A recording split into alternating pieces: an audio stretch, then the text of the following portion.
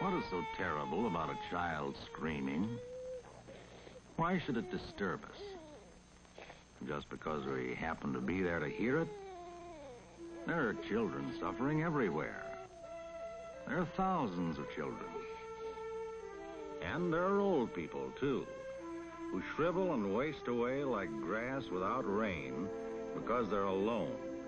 And so few of us seem concerned or even to know. They are the lost, the helpless, the hopeless, everywhere. Why do these things disturb us? Because they happen in our prosperous city of St. Louis? Why should there be so many who need help in St. Louis in 1959? Well, there are many reasons. There are the sick and the afflicted.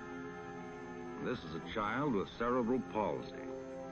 Sometimes she screams at night. The world is usually beyond her, even in the small things.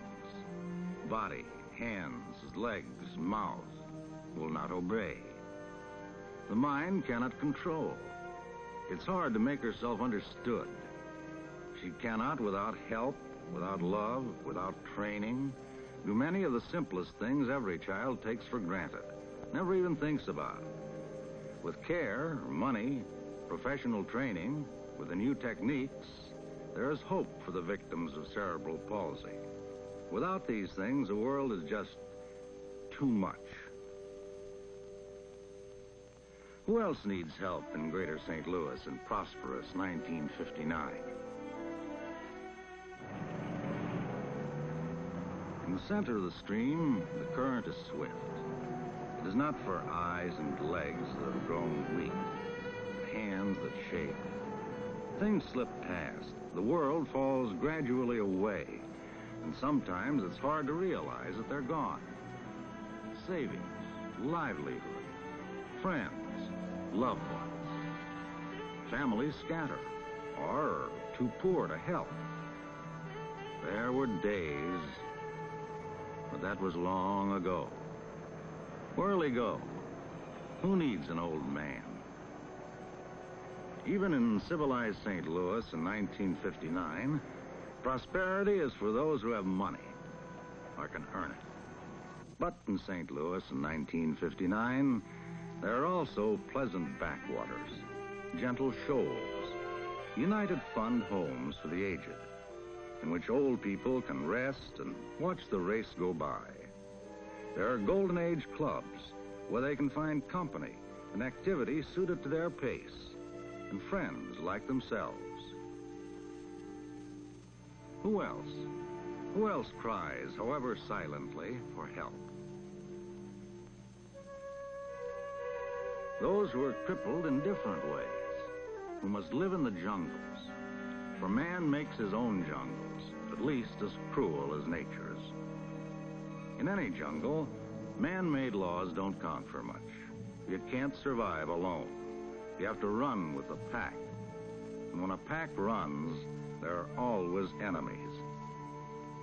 If they are not stopped, if they are not shown some other way of life, some other way to use their energies, what'll happen? They can learn that all men are not their enemies in some place where they can learn by example, where they are made welcome, where they can play and work and belong. How long does the roll go on? Who else in St. Louis needs help? The child whose working mother cannot keep her during the day.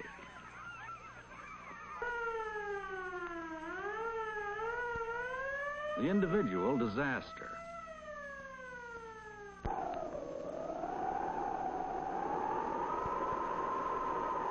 The community disaster.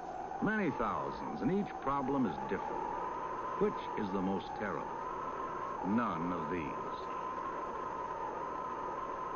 The most terrible hasn't happened yet. It would be to need the help that the 122 agencies of the United Fund can give, and to find no open door, no willing ear, no outstretched hand. What would happen then? Our nation was organized to promote the general welfare. Our religion says, love thy neighbor. How will it be with nation, state, and religion if we prove these ideals to be lies? How would it be with our city and our homes? A great dramatist has defined the essential element of tragedy as being that which could have been prevented. If a child should die from an unpreventable and incurable disease, and there was no way she could have been saved, then it certainly would be a very sad and terrible event. But if that child could have been saved, but for our neglect, or our laziness, or our lack of generosity, then that is a tragedy. Don't let these tragedies happen in St. Louis. The 122 agencies of the United Fund are ready, experienced, and eager to help, if you will only back them up. Please give till it helps. Please give your fair share, at least an hour's pay per month. Please do it now.